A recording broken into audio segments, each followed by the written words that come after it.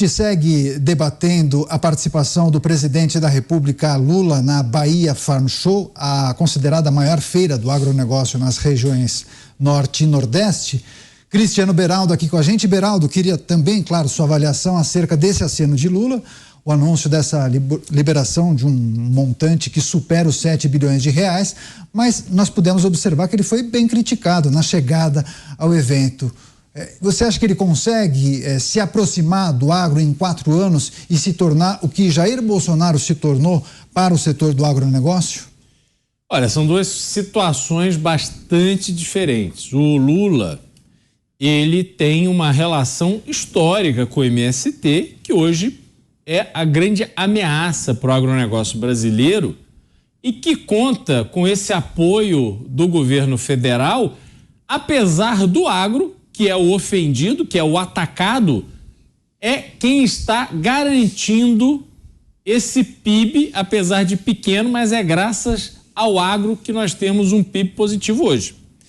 E o Lula deve ter recebido uma orientação de que não adianta ficar alimentando tensão com o agronegócio, porque o agronegócio é essencial ao Brasil, sobretudo porque o governo, do ponto de vista econômico, está absolutamente perdido. O governo não tem um plano, não tem um projeto para o Brasil, precisa contar com aquilo que está dando certo, está funcionando, que é o caso do agronegócio. Lula chega nesse evento na Bahia, região de Luiz Eduardo Magalhães, se não me engano, e aí ele é xingado, vaiado, xingado, ofendido. Mas, infelizmente, eu acho que esse episódio ele terá um efeito muito mais para fora do que para dentro. Lula, por tudo que já falou, pela forma como tem se comportado, ele deve observar esse tipo de comportamento das pessoas e deve dar razão a si próprio. Olha só, os fascistas do agro. Olha só, esse pessoal aí que não gosta de democracia. Semana passada estava com Maduro, mas quando é conveniente, ele é o democrata. Mas então ele vai pegar essas ofensas, essas vaias, e vai colocar de forma isolada e vai continuar no mundo de fantasia que ele vive. A população, em contrapartida, vai ver que há reação, isso é essencial. É preciso haver reação a esse governo que não tem plano, não tem projeto, que atrapalha, que serve aos empresários amigos através de subsídios que aparecem do nada para ajudar a indústria automotiva, como se comprar carro fosse o grande problema brasileiro. Mexe no preço da gasolina, aniquila os importadores que trazem um mínimo de concorrência para o mercado de combustível no Brasil, opera para agradar aquelas pessoas que adulam o poder. E aí esse aceno, olha, temos aqui bilhões, é obrigação do governo, tem que oferecer crédito ao agro. É assim que o agro funciona, não só no Brasil, mas no mundo todo. Isso é muito pouco. E o agro vai fazer o quê? Vai negar? Claro que não. Vai aceitar, vai usar esse dinheiro, mas entre usar o dinheiro do financiamento para a próxima safra, para a aquisição de equipamentos, para a modernização das suas colheitas, etc. Entre isso e fumar o cachimbo da paz, em esquecer todo o comportamento que Lula teve contra o agro, isso não vai acontecer. O relacionamento sempre deveria ter sido de respeito institucional. Lula é que transgride essa linha. E aí usa esse palco com pessoas do agronegócio, da parte do Brasil que funciona e dá certo, para fazer elucubrações sobre capitalismo, falando lá para trás, sobre o tempo que ele chegou. O que importa isso ao povo brasileiro? As famílias que estão endividadas e aos milhões não conseguem pagar as suas dívidas, estão inadimplentes, perdendo capacidade de consumo, perdendo capacidade de manter a dignidade de suas famílias. Isso é que é urgente. Mas Lula não tem nada de concreto para falar para essas pessoas. Se isola no seu mundo de fantasia. E o Brasil de verdade está vendo que o que Lula merece é realmente a nossa vaia. Pois é, agora falta o Roberto Mota tratar desse assunto. Mota, o anúncio dessa linha de mais de 7 bilhões para o setor agro conserta aquelas falas desastrosas de Lula, que chegou a sugerir um alinhamento entre o agronegócio e o fascismo? Você acha que ele consegue agradar os integrantes do agro ou não? Falta muito? Falta muito, muito mesmo.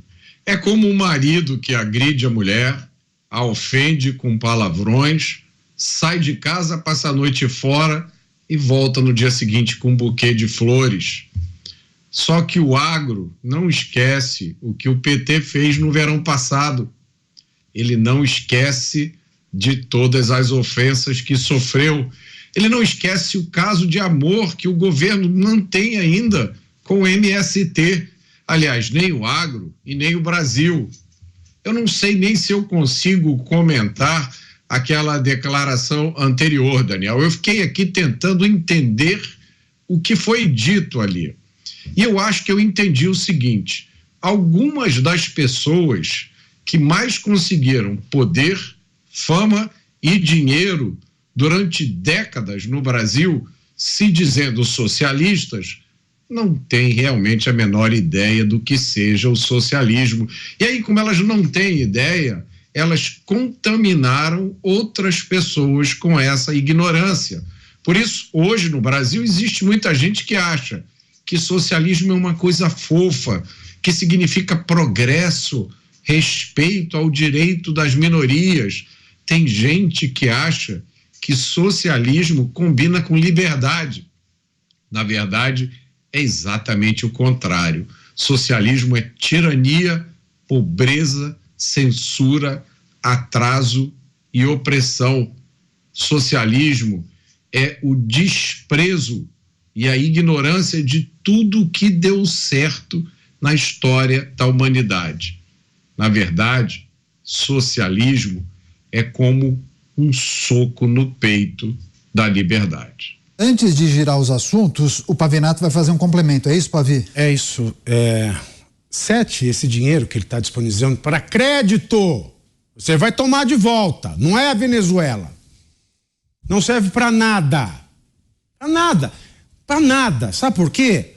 Lembra que ontem a gente falava do caminhão popular, do ônibus popular, e que para fazer ônibus, caminhão popular e também o carro popular, ele ia aumentar o preço do diesel? Não, ele vai tirar a desoneração do diesel, que é avaliar tanto. Não importa, o agro puxou o PIB sozinho do Brasil no primeiro trimestre.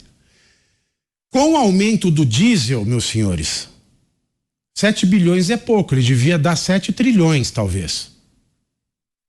Eu estou exagerando, mas é para dizer que 7 bilhões não dá para nada. Por quê, Pavinato?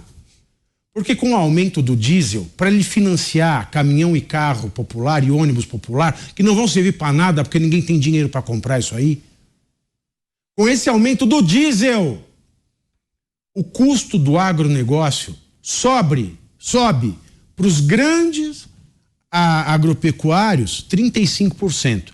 Ou seja, se eles têm para faturar 1 bilhão, uma despesa de, vamos dizer, de 100 milhões, desses 100 milhões, 35%, ou seja, 350 mil, me corrija se estiver errado no cálculo que eu estou fazendo de cabeça, eu estou puxando dados de cabeça, são despesas. E quando vai ter um aumento disso?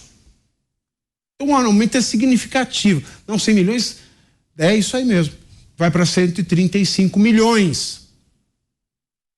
135 milhões. Depois é 35 milhões. É isso. Então, meus queridos, é claro que a despesa que o agro tem para gerar uma receita tão significativa não é de 100 milhões, é muito maior. 100 milhões eu usei para arredondar, mesmo assim errei a conta, mas já me acertei. Se o gasto é 100 milhões, sobe 135 milhões. Se a gente vai aumentando zero, é o número de zeros que vai aumentando. Então, este empréstimo de 7 bilhões para o agro, prometido, não realizado. Porque o diesel vai aumentar, prometeu o Haddad, vai aumentar em 35% o frete, porque corresponde a 35% das despesas do agro.